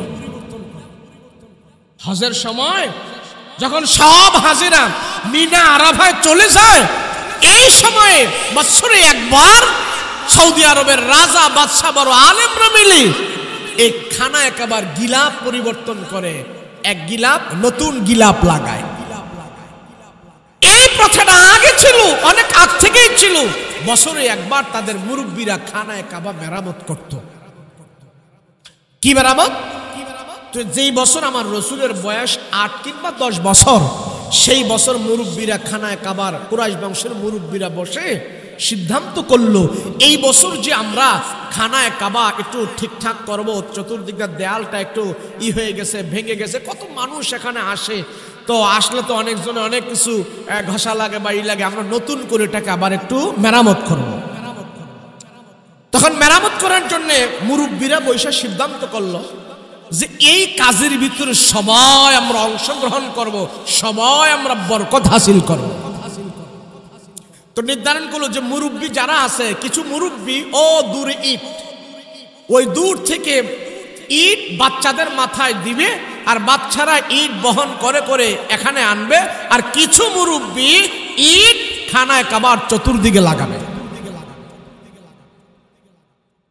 এইভাবে আর নারীরা যারা আছে, মহিলা যারা আছে, বৃদ্ধরা যারা আছে, তারা পানি টানি এগুলি আনবে, কাদা মাটি করবে, এগুলো দিয়া ইট লাগাবে। আর বাচ্চারা ইট আনবে, মুরব্বীরা বাচ্চাদের মাথায় ইট দিবে। তো সব ছোট ছোট বাচ্চারা যায় ইট আনতেছে, তাদের মাথায় মুরব্বীরা ইট দিচ্ছে, বাচ্চারা ইট আনতেছে। তো এখন বাচ্চাদের মাথায় যে আরব দেশের বড় বড় ইট রাখে, ইটের ভারে বাচ্চাদের চেহারা লাল হয়ে যায়। তো চেহারা যে লাল হয়ে যায়, তো অনেক মুরব্বীরা দেখতেছে যে না, বাচ্চাদের অনেক কষ্ট হচ্ছে। এইভাবে বাচ্চাদেরকে কষ্ট দিয়ে ইট নেওয়া দরকার নেই। তো একজনে বললো যে না, কষ্টটা একটু হালকা হয়ে যাবে। বলে কিভাবে? বাচ্চাদের পরনের মধ্যে যে কাপড় আছে, প্যান্ট আছে, লুঙ্গি আছে, বা যে জামা আছে পরনে, তো আমরা যদি বাচ্চাদেরকে উলঙ্গ করি, আমরা তাদের পরন থেকে যদি জামা কাপড় খুলে এটা যদি মাথার উপরে দিয়া দেই, আর এটার উপরে যদি আমরা ইট বসাই, তাহলে বাচ্চারা সুন্দর করে ইট আনতে পারবে, আরামে আনতে পারবে। এখন বাচ্চারা যখন কাবাঘরের দেয়ালের জন্য ইট আনতে যায়, মুরব্বীরা করে কি বাচ্চাদের থেকে টান দিয়া কাপড় খুলে লঙ্গি খুলে মাথার মধ্যে বিড়া বানায়া এর উপরে ইট দেয়, বাচ্চারা ইট আনতেছে, আরাম এখন ইট আনতেছে। তা আমার রসুল মোহাম্মদ, শিশু মোহাম্মদ বয়স যখন 7-8 তখনও গেছে, এই বাচ্চাদের সাথে সেও গেছে, নবীজিও গেছে। যাওয়ার পরে এক মুরব্বী নবীজির মাথায় ইট দিবে, শিশু মোহাম্মদের মাথায় ইট দিবে। এবার আরেক মুরব্বী যায় করছে কি, টান দিয়া পরন থেকে জামা কাপড় খোলার জন্য এইভাবে চেষ্টা করছে, এইভাবে টান দিবি এমন এমন ভাব। ওই টান দেওয়ার আগেই শিশু মোহাম্মদ বেহুশ হয়ে জমিনের মধ্যে পড়ে গেছে। এখন সবাই তো চিন্তা করতেছে কি ব্যাপার, হায় হায় ফুটফুটে সুন্দর বাচ্চা সবার সাথে আসছে ঈদ নেওয়ার জন্য, সে এখন ধরাশায় হয়ে পড়ে গেল, বেহুশ হয়ে পড়ে গেল। এখন আর যেই লোকটা টান দিয়া লঙ্গি খুলবে, উনি লঙ্গি খুলবে দূরের কথা, এখন আমার নবীকে নিয়ে উনি টেনশনে পড়ে গেছে। মাথার মধ্যে তেল দেয়, হাত পা টিপে দেয়, উপরে আরো জামা কাপড়, উপরে আরো কাপড় টাপড় দিয়ে নবীজিকে ঢাইকা রাখছে। হায় হায় মোহাম্মদের কি হইল, মোহাম্মদের কি হইল, সুন্দর করে যত্ন করে শোয়ায় রাখছে, লঙ্গি আর টান দিয়া খোলে নাই। বাচ্চারা যখন ঈদ নেওয়া শেষ, আল্লাহ পাক আমার রসুলকে আবার আগের মতন সুস্থ করে দিয়েছিস। কেন জানেন? রসুলের লজ্জায় স্থান যেন কোনো মানুষ দেখতে না পারে, সেইভাবে আমার রসুলকে আল্লাহ পাক ছোট কাল থেকেই হেফাজত করে দিয়েছেন, কোনো গুনাহ হয় নাই। কথা বলেন ঠিক কিনা? নবী আয়েশা যদি দাওয়াত দেয় তখন বলবে, হ্যাঁ মোহাম্মদ দেখছি ছোট কালে তুমিও তো ল্যাংড়া ছিলা, এমন কথা মক্কার কোন মানুষ আমার রসুলকে বলতে পারে নাই। কথা বলেন ঠিক কিনা? সর্বপ্রকারের গুনাহ থেকে আল্লাহ আমার রসুলকে হেফাজত করেছে। নবীজি কোনো গুনাহে অংশগ্রহণ করেন নাই, কোনো জালেমের কাতারে নবীজি যায় নাই, কোনো মানুষকে রসুল কটুবাক্যে কথা বলে নাই। সেই নবী যদি শেষ বয়স পর্যন্ত মসজিদে যায় জামাত আদায় করতে পারে, আল্লাহকে সাজদা করতে পারে, আমি আর আপনি কি আমল করা ছাড়া আল্লাহর জান্নাতে যাওয়া যাবে? কথা বলেন যাবে? যাবে না। সেজন্য রসুল বলেন, তোমার ভিতরে যখন আমল, সহি আমল, তোমার ভিতরে যখন খাঁটি আমল, তুমি যখন নাকি আমল করে তোমার জিন্দেগি কাটাবে, আল্লাহ তোমার জন্য জান্নাত সহজ করে দিবিস। এখন আমরা আমল করবো দূরের কথা, শীতের দিনে মসজিদে যাইতে আমরা ভয় পাই। কথা কন না ঠিক না? এই তুমি মসজিদে যাও না কেন? গরমের মধ্যে মসজিদে দেখি, শীতের মধ্যে দেখি না কেন? ওস্তাদ জি মসজিদে কেমনে যাবো, যে শীত নামছে ওস্তাদ জি, ঠান্ডা বি পানি, অজুবি করবার পারি না, মসজিদেও যাবার পারি না, শীত টিত যায় লোক, এরপরে মসজিদে আহমনি বলে কি বলে? অথচ রাসূল পাক সাল্লাল্লাহু আলাইহি সাল্লাম বলেছেন, ওযুর শহীদ যারা থাকবে আল্লাহ তাদেরকে এই অবস্থায় যদি মৃত্যুবরণ করে তো তার মৃত্যুটা শহীদ মৃত্যু হয়ে যাবে। কি মৃত্যু হয়ে যাবে? শহীদ মরণ হয়ে যাবে। আমল, আমল ছাড়া আমাদের কিছু নাই। একটু শীত পড়লে যদি আমরা মাহফিলে না আসি, একটু শীত পড়লে যদি আমরা মসজিদে না যাই, একটু শীত পড়লে যদি আমি ওযু না করি, আরে যে ঈমান আমাকে মসজিদ পর্যন্ত নেয় না, যে ঈমান আমার ল্যাপের নিচ থেকে উঠায়া আল্লাহর সাজদা দেওয়ার জন্য মসজিদে নেয় না, সেই ঈমান কোশ্চেন কালেও আমাকে জান্নাতে নিবে না। কথা বলো ঠিক কিনা? আমার ঈমান আমারে মসজিদে নেয় না, আমার ঈমান আমারে ওযু করতে দেয় না, আমার ঈমান আমার হারাম থেকে বাঁচায় না, সেই ঈমান আমারে জাহান্নাম থেকে বাঁচাইবে না। কথা বলেন ঠিক কিনা? নবীজি বলেন, সাহাবীরা রাতের বেলা তোমরা কান্না করবা, রাতের বেলা ইবাদত বন্দেগী করবা। নবীজি বলেন, আমার কাছে তাহাজ্জুদের নামাজের হুকুম যেদিন থেকে হয়েছে, আমি রাসূল নামাজ পড়ে 5 ওয়াক্ত তোমাদেরকে তোমরা জানো, তার সাথে আমার উপরে আল্লাহ আরেক ওয়াক্ত দিয়েছে, সেটা হলো তাহাজ্জুদের নামাজ। যেই দিন থেকে আমার উপরে তাহাজ্জুদের নামাজের আমল আল্লাহ জারি করেছে, ওই দিন থেকে আমি নবী তাহাজ্জুদের নামাজ ছাড়ি না। তোমরা পড়ো 5 ওয়াক্ত, আমি নবী পড়ি 6 ওয়াক্ত। 6 ওয়াক্ত নামাজ। রাহমাতুল লিল আলামিন বলে, উম্মত আল্লাহর ভয়ে যখন নাকি তোমার চোখ থেকে পানি বের হয়, গাভীর ভিতর থেকে দুধ দহন করার পরে দুধ আবার গাভীর বাণীর ভিতরে ঢুকানো যায় না, তোমার চোখ থেকে যদি জাহান্নামের ভয়ে তোমার চোখ থেকে পানি বের হয়, তোমাকেও আল্লাহ পাক আর জাহান্নামের ভিতরে ঢুকাবে না। তুমি যদি খাঁটি দিলে তওবা করে করে কান্না করো, তোমার চোখের পানি নাকে আগে আসার আগে আগে আল্লাহ তোমার সব গুনাহ খাতা ক্ষমা করে দিবে। সেই জন্য আল্লাহ পাক তার বান্দার প্রতি আফসোস হয়ে বলে, আফসোস করে বলে, এরে বান্দা কি হইল, তোমার দিলটা পাথরের মতন শক্ত হয়ে গেছে, পাথরের চাইতে তো তোমার দিলটা আরো বেশি শক্ত হয়ে গেছে। বলে কেন জানো? তোমরা তাকায় দেখো, আমার আল্লাহর জাহান্নামের ভয়ে, আমার ভয়ে পাথর পর্যন্ত কাঁদতে থাকে, পাথর ফাইটা পানি বের হইতে থাকে, পাথরও আল্লাহর ভয়ে কাঁদতে থাকে। আর মানুষ, তোমার দিলটা চতুষ্প জানোয়ারের চাইতে আরো বেশি শক্ত হয়ে গেছে, আমার ভয়ে তোমার চোখ থেকে পানি বের হয় না। কেন রে কেন? তোমার দিল পাথরের চাইতে আরো বেশি শক্ত হলো কেন? কেন শক্ত হইল? আল্লাহ পাক রব্বুল আলামিন মানুষদের কর্মকাণ্ড দেখে আশ্চর্য হয়ে যায়। মানুষ, তুমি দেখো না পাথর আমার ভয়ে কাঁদে, আসমান আমার ভয়ে কাঁদে, জমিন আমার ভয়ে কাঁদে, পাথর আমার ভয়ে কাঁদে। কেন কেন? আল্লাহ কোরআনে কারীমের ভিতরে বলেন, সুম্মা কাসাতু কুলুবুকুম মিন বাদি যালিকা ফাহিয়া কাল হিজারাতি আও আশাদ্দু কাসওয়া ফাইন্না মিনাল হিজারাতি লামা ইয়াতাফাজ্জারু মিনহুল আনহার। আল্লাহ ডাক দেয়া কয়, মানুষ দেখো পাথর আছে তোমাদের কাছে, দেখো না পাথর, পাথর ফাইটা ফাইটা রক্ত পানি বের হইতাছে, পাথর আমার ভয়ে কাঁদে, পাথর জাহান্নামের ভয়ে কাঁদে। কেন জানো? আমি আল্লাহ তাআলা এই পাথরকে জাহান্নামের লাকড়ি বানাবো, মানুষকে পোড়ানোর জন্য। আমি আল্লাহ লাকড়ি দিয়ে আগুন ধরাবো না জাহান্নামের ভিতরে, আমি এই পাথর দিয়া সেখানে আগুন ধরাবো। পাথর যখন পড়তে থাকবে, আগুন জ্বলতে থাকবে, ওই আগুনের মধ্যে মানুষ তোমাকে আমি পোড়াবো। জাহান্নামের আগুন যদি তুমি নিভাইতে চাও, তোমার চোখের পানি ছাড়া কোনো পানি সেখানে চলবে না।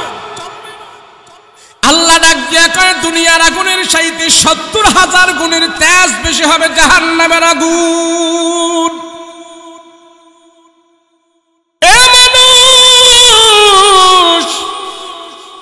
জাহান্নামের আগুন এত বড় কঠিন, এত বড় ভয়ঙ্কর। রাসূল বলেন, জাহান্নামের আগুন যদি কোনো মানুষ দেখতো, জাহান্নামের ভয় যদি আমার উম্মতেরা দেখতো, জীবনে তারা দাঁতগুলো বের করে হাসতো না, আনন্দ করতো না। জাহান্নামের এত বড় কঠিন। জাহান্নামের আগুন আল্লাহ মানুষকে দেখায় না, এটা আল্লাহ পাক বান্দার উপরে রহম করে, রহম করে। আল্লাহ ডাক দিয়া কয়, মানুষ রে, জাহান্নামের আগুন যদি তুমি নিভাইতে চাও, পুকুরের পানি দিয়া নিবানো যাবে না, টিউবওয়েলের পানি দিয়া নিবানো যাবে না, বালতি দিয়া পানি দিয়া নিবানো যাবে না। কেননা আমি জাহান্নামের আগুন দুনিয়ার কেরোসিন দিয়া জ্বালাই নাই, পেট্রোল অকটেল দিয়া জ্বালাই নাই, আমি আল্লাহ সেখানে পাথরকে দিয়া জ্বালাইছি, পাথর আমি লাকড়ি বানাইছি, ওই পাথর থেকে আগুন আমি ধরাইছি। ওই আগুন যদি তুমি নিভাইতে চাও, তোমার চোখের পানি দিয়া তুমি জাহান্নামের আগুন নিভাইতে হবে, চোখের পানি ছাড়া জাহান্নামের আগুন নিভাইবা না। রাসূল বলেন, যে জাহান্নামের ভয়ে চোখ থেকে পানি বের করে দিয়েছি, আল্লাহর ভয়ে যখন লাগে সে কান্না করেছে, তার গুনাহ যদি পাহাড় পরিমাণও থাকে, আল্লাহ পাক তার গুনাহ খাতা ক্ষমা দান করে দেয়। আল্লাহ ডাক দেয়া কয়, মানুষ তুমি তো মনে করো তোমার বিবি তোমারে ভালোবাসে, আমি আল্লাহ বলি তোমার বউ তোমাকে বেশি ভালোবাসে না। তুমি মনে করো তোমার নেতায় তোমারে ভালোবাসে, আল্লাহ কয় নেতায় তোমারে ভালোবাসে না। আল্লাহ কয় তোমার ছেলে তোমারে বেশি ভালোবাসে না, তোমার বন্ধু বান্ধব তোমারে বেশি ভালোবাসে না, আমি আল্লাহ তোমাকে দুনিয়াতে সবচেয়ে বেশি ভালোবাসি, আমি আল্লাহ ভালোবাসি। সেই জন্য মুমিন, তুমি যদি পাপ করে বলো, তোমার পাপ যদি হয় টিউবওয়েলের পানির মতো, এই টিউবওয়েলের পানির মতো পাপ নিয়ে তুমি যদি আমার দরবারে তওবা করো, আমি আল্লাহ তোমারে ক্ষমা দিব টিউবওয়েলের পানির মতো না, আমি আল্লাহ ক্ষমা দিব তোমারে পুকুরের পানির মতো।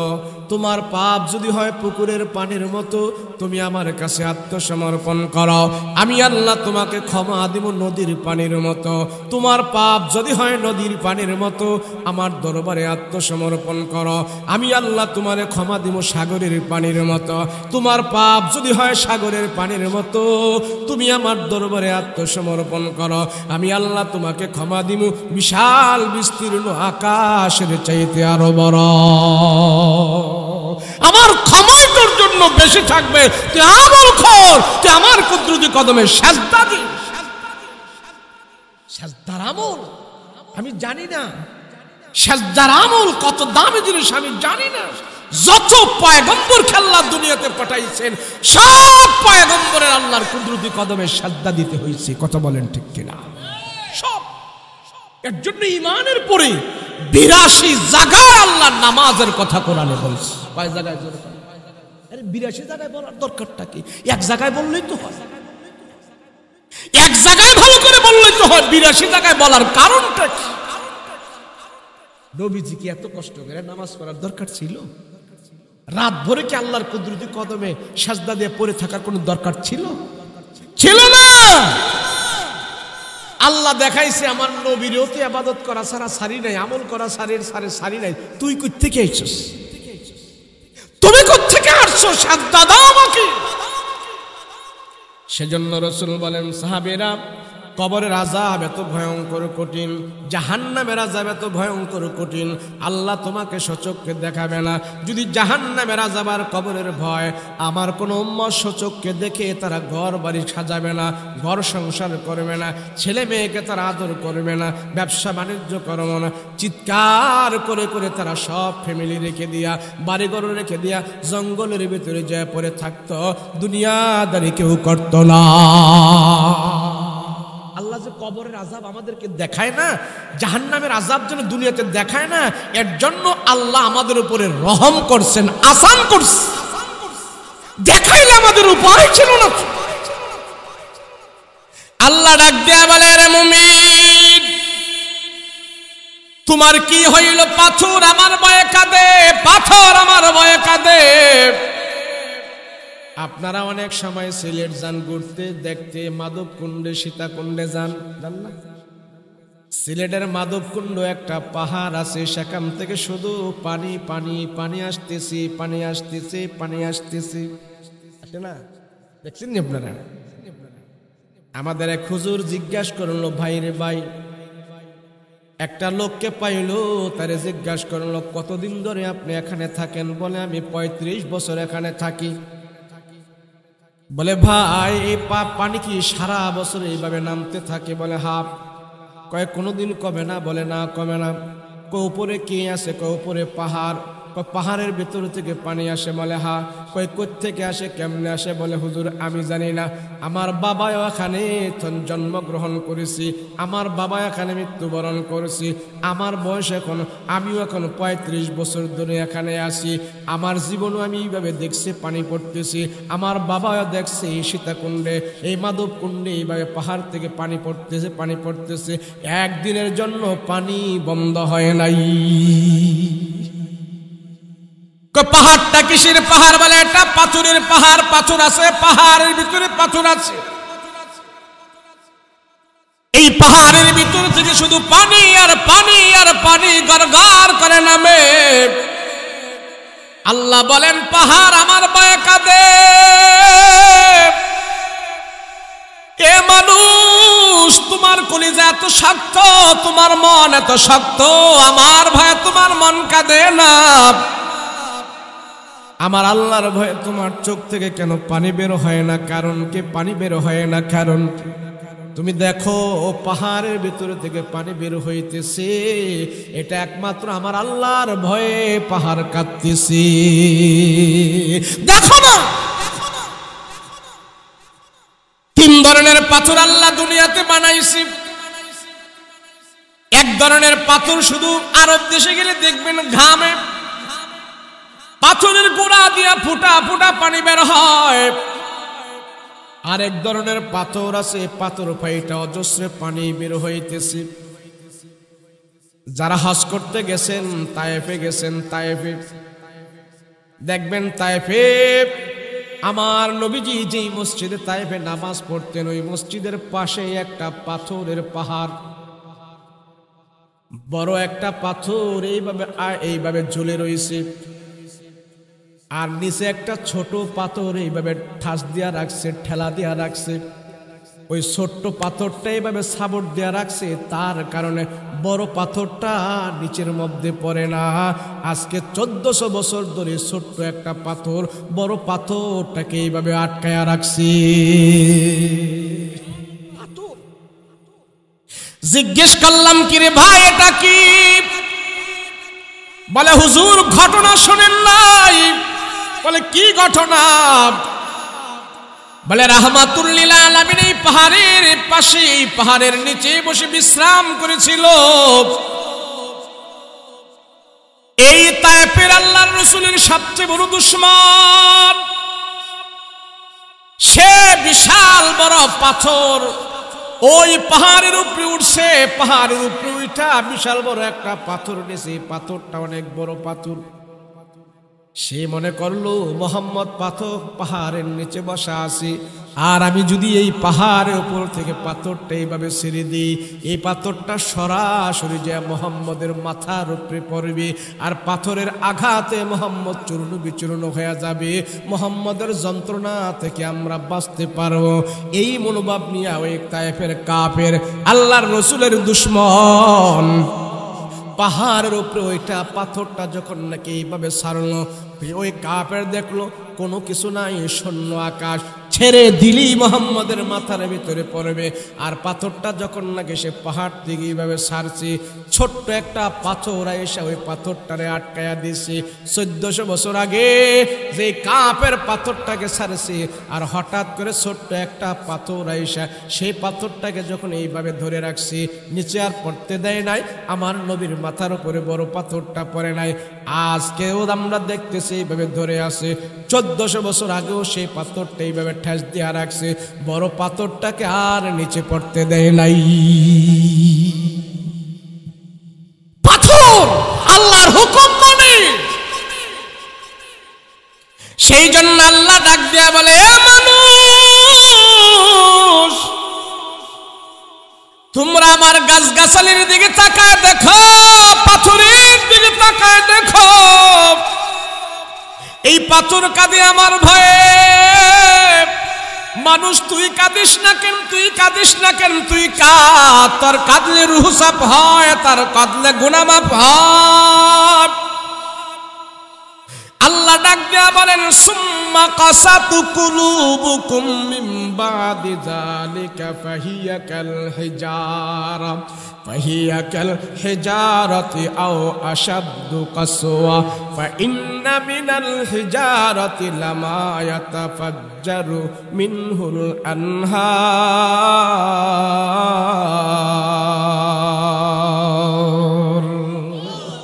আল্লাহ কা মানুষ রে, পাথরের চাইতে তোর দিলটা আরো শক্ত হয়ে গেছে।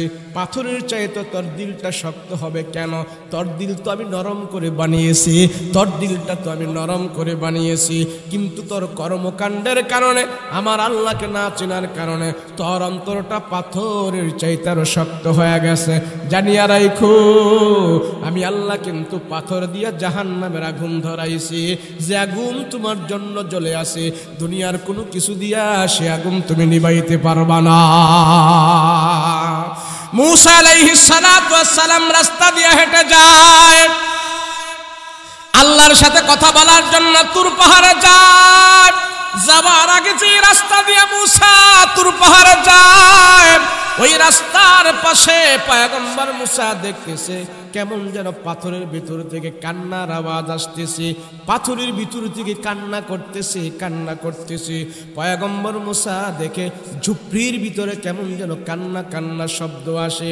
ওই ঝুপড়ির ভিতরে যায়া এইভাবে ঢালপালাগুলো সরায়া দেখে একটা পাথর সেখানে, আর সেই পাথরের ভিতর থেকে কান্না আসতেছে। পয়গম্বর মূসা তার হাতের লাঠি দিয়া পাথরকে বাড়ি মারল। কেন তুমি কান্না করো, কারণ কি? কেন তুমি কান্না করো, কারণ কি?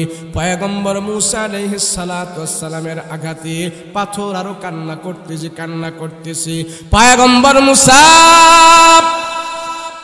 কান্না করতেছে, পাথর কান্না করে পাড়ি দিয়ে আঘাত করলো। কেন কান্দো? ওই পাথরের ভিতর থেকে আওয়াজ আসলো, গো মুসা, আল্লাহ এত কিছু বস্তু থাকার পর আমাকে আল্লাহ জাহান্নামের লাকড়ি বানাইবে, আমাকে আল্লাহ জাহান্নামের আগুন ধরাইবে। ওই জাহান্নামের আগুনের ভিতরে আমি কেমনে জ্বলবো আর কেমনে পড়বো? সেই ভয়ে আমি কাঁদতেছি। পয়গম্বর মুসা তুর পাহাড়ে চলে গেছে। তুর পাহাড় থেকে যখন নাকি আবার এই রাস্তা দিয়ে আসতেছি, ওই জুপ্পির পাশে পয়গম্বর মুসা দাঁড়াইল। দেখে আগের মতো আর এখন কান্নার আওয়াজ আসে না, একবারে নিস্তব্ধ হয়ে গেছে। জুপ্পি সারায়া দেখে পাথরটা এখনো আছে, পাথরের মধ্যে আঘাত করল। ব্যাপার কি? এখন তুমি কান্না করো না কেন? আমি কাঁদতে কাঁদতে আমার পানি সব শেষ করে ফেলেছি, আল্লাহ আমাকে ক্ষমা করে দিয়েছি, জাহান্নামের আগুনে আমাকে জ্বালাইবে না। পাথর যদি কাইদা জাহান্নামের আগুন থেকে বাঁচতে পারে, ও মানুষ তুই বাঁচো না কেন? আল্লাহ দেখাইছে তুই কাঁদ, তোর চোখের পানি ফেল, আমি আল্লাহ তোরে মাফ করে দিব, তোর আযাব ক্ষমা করে দেব। আল্লাহর জন্য বলে, বান্দা পাথরের চাইতে তোমার দিল শক্ত হয়ে গেল, পাথরের চাইতে তোমার দিল কি আরো কঠিন হয়ে গেল? পাথর যদি আমার ভয়ে কাঁদে, তুমি কেন আমার ভয়ে কাঁদো না? কারণটা কি? কথা বলেন, কাঁদবো না আমরা? কেমনে কাঁদবো? এই যে টিভি দেখতেছে বসে বসে, আরে কত আনন্দ, কত হাসি, কত খুশি, কত আনন্দ। এই যে টিভি দেখা অবস্থায়, মোবাইলে অশালীন অসভ্য জিনিস দেখা অবস্থায়, মদ খাওয়া অবস্থায়, সুদ খাওয়া অবস্থায়, ঘুষ খাওয়া অবস্থায়, এই অবস্থায় যদি আমার মৃত্যু হয়ে যায়, ডাইরেক্ট আমার মৃত্যুটা জাহান্নামী মৃত্যু হয়ে গেছে। জন্য রাসূল বলে আমলের ভিতরে থাকবা। কিসের ভিতরে? কথা বলে না, কিসের ভিতরে? আমলের ভিতরে থাকো। তোমার মরণ যেন আমলি মরণ হয়, তোমার মরণ যেন ঈমানি মরণ হয়, তোমার মরণ যেন নামাজরত অবস্থায় হয়, তোমার মরণ যেন কোরআন তেলাওয়াত অবস্থায় হয়, তোমার মরণ যেন রমজান মাসে হয়, তোমার মরণ যেন শুক্রবারে হয়, তোমার মরণটা যেন ভালো হয়। এর জন্য তুমি 24 ঘন্টা নেক আমলের ভিতরে থাকো। কোন আমলের ভিতরে? যারা শাস্ত্রীয় বসে টিভি দেখতেছে এরাও নেক আমলে আছে, যারা হেডফোন লাগায় রাতের বেলা ঘুমায় রয়েছে এরাও নাকামলে আছে।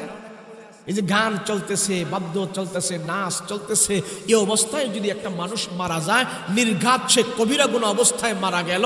আর কবিরা গুনাহ অবস্থায় যে মারা যাবে, আজ আল্লাহর আযাব তার জন্য অপেক্ষা করতেছে। কবরের মধ্যে 19 জন দেন্দা বয়রা ফেরেশতা তার জন্য হাতুড়ি নিয়ে দাঁড়ায় রয়েছে, হাতুড়ি নিয়ে দাঁড়ায় রয়েছে। সেজন্য সাবধান,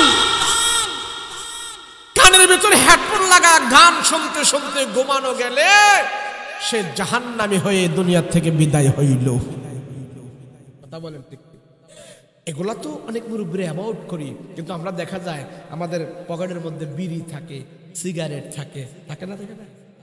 আচ্ছা, আমার মরণটা যদি এই অবস্থায় হইল, ফিরিস্তারা এখন আইসা দেখতেছে বান্দা কোন অবস্থায় মারা গেছে, দেখে ফুলারা গায়ের থেকে পাঞ্জাবি খুলতেছে, পাঞ্জাবি খুলা দেখতেছে পাঞ্জাবির পকেটে বিড়ি পাওয়া গেছে, আকিস বিড়ি পাওয়া গেছে, পেট্রোল বেস পাওয়া গেছে। এগুলি ফিরিস্তারা যে আল্লাহর কাছে বলবে, আল্লাহ আপনার বান্দা এমন অবস্থায় মারা গেছে, পকেটে আকিস বিড়ি পাওয়া গেছে। কি আমল অবস্থায় মারা গেছে? কথা বলেন ঠিক কি না? আল্লাহর ফেরেশতারা যদি আল্লাহর কাছে যে রিপোর্ট দেয়, আল্লাহ আপনার বান্দা মারা গেছে এমন অবস্থায়, সে যখন মারা গেছে তার ছেলে মেয়েরা তার গা থেকে জামা কাপড় খুলেছে, আর ওই জামা কাপড়ের ভিতরে আমরা রসুলের মেসওয়াক পেয়েছি, সুন্নত পেয়েছি, আতর পেয়েছি, তাসবিহ পেয়েছি, এবং সে তার মাথায় টুপি ছিল, থুতায় দাড়ি ছিল, আমরা তার আমল অবস্থায় পেয়েছি, রসুলের সুন্নত অবস্থায় পেয়েছি। আল্লাহর রসুল এই বান্দার জন্য আল্লাহর কাছে সুপারিশ করে, তার জন্য আল্লাহর কাছে বলবে, আল্লাহ আমার বান্দা আমার আদর্শ নিয়ে দুনিয়াতে বিদায় হয়েছে, আমার সুন্নত নিয়ে দুনিয়াতে বিদায় হয়েছে, আমি রসুল তার নাজাতের জন্য আপনার দরবারে সুপারিশ করতেছি। 24 ঘন্টা আমরা আমল দিয়ে আমাদের জীবন সাজাবো। রাজি আছেন ইনশাআল্লাহ? শুধু আমি কেন, আমার সন্তানকে আমল করাতে হবে। কথা বলেন ঠিক কিনা? আমি এমন অবস্থায় দুনিয়া থেকে বিদায় হব, আমার ঘরটাও আমল অবস্থায় থাকবে, আমার ফ্যামিলিটাও আমল অবস্থায় থাকবে। আমি নামাজ পড়ি, আমি আমল করি, আমি নামাজ পড়ি, আমি আমল করি, আমি তাহাজ্জুদ পড়ি, আমি কোরআন তেলাওয়াত করি। আমার ঘরের সন্তানগুলো দেখে দেখে যেন তারাও আমার কাছ থেকে আমল বলা হতে পারে। কথা বলেন ঠিক কিনা? যে ঘরের মা নামাজে দাঁড়ায় দাঁড়ায় কোরআন তেলাওয়াত করি, দেখবেন ছোট বাচ্চাটাও তার মুখের দিকে তাকায় তাকায় ঠোঁটগুলো নাড়াইতে থাকে। আল্লাহ কয় ফেরেশতারা সাক্ষী থাক, এই ছোট বাচ্চা কিছু জানে না, শুধু ঠোঁট নাড়ায় ঠোঁট নাড়ায়। এই ঠোঁট নাড়ানোর আমলের সওয়াব তার মায়ের আমল নামায় যোগ করে দাও, তার মায়ের আমল নামায় যোগ করে দাও। যেই বাবা কোরআন তেলাওয়াত করে, তাসবিহ তাহলিল আদায় করে, যেই বাবা নামাজের সাজদা দেয়, বাবা এখন দুনিয়ার জমিন থেকে বিদায় হয়ে গেছে, সন্তান দুনিয়ার জমিনে আছে। বাবা দুনিয়া থেকে কবরে চলে গেল, এখন সন্তান বাবাকে হায় হায় করে কান্দে, বাবার জন্য চিল্লাপালা করে, আর বলে হুজুর আমার বাবা এই চেয়ারের ভিতরে বসে বসে আল্লাহর কোরআন তেলাওয়াত করত, এখন বাবা দুনিয়ার জমিনে নাই, কবরের ভিতরে আছে। আমার বাবা যেইভাবে কোরআন তেলাওয়াত করত, আমিও চেয়ারে বসে বসে এখন কোরআন তেলাওয়াত করি। হুজুর গো, আমার বাবা এই মাসাল্লায় বসে বসে এই মাসাল্লায় বসে বসে নামাজের তাসবিহ তাহলিল আদায় করত, নামাজ পড়তো। এই মাসাল্লার দিকে চাইলে আমার বাবার জন্য দুঃখী কলিজা ফেটে যায়। বাবা এখন দুনিয়াতে নাই, আমার বাবাকে স্মরণ করে করে আমি আমার বাবার ইবাদত বন্দেগী গুলো করি। আমার বাবা এখন কবরে, আর বাবা এখানে নামাজ পড়তো, এখন সেই বাবার নামাজগুলো আমি মুসল্লায় দাঁড়ায় দাঁড়ায় আমি আদায় করি। আমার বাবা আঙ্গুল গনে গনে তাসবিহ তাহলিল আদায় করত। বাবা এখন দুনিয়াতে নাই, আমি শুধু তাসবিহ আঙ্গুল গনে গনে বাবার তাসবিহগুলো আদায় করি। বাবা আমার নবীজির উপরে ঘুমের আগে দুরূদ পড়তো 10 বার, আমিও এখন ঘুমে যাবার আগে দুরূদ পড়ি 10 বার। আমার বাবা এখন কবরে আছে। রাসূল বলেন, যেই সন্তান তার মা বাবা থেকে আমল শিখেছে, মা বাবা এখন কবরের ভিতরে আছে, মা বাবার রেখে যাওয়া আমলগুলো যখন নাকি সন্তানেরা করে, সৎ সন্তানেরা যখন নাকি আমলগুলো করতে থাকে, আল্লাহ পাক সন্তানদের আমলের সওয়াবগুলো এখন বাবার কবরের ভিতরে পৌঁছাইতে থাকে। কিন্তু আমার সন্তান দেখছে আমার বাবায় রাত ভরা টিভি দেখছে, আমার বাবায় শ্বাসঠলে আড্ডা মারছে, আমার বাবায় কোরআন পড়ে নাই, নামাজ পড়ে নাই, রোজা রাখে নাই, খালি বদনাম করেছে মানুষের, সুদ খাইছে, ঘুষ খাইছে।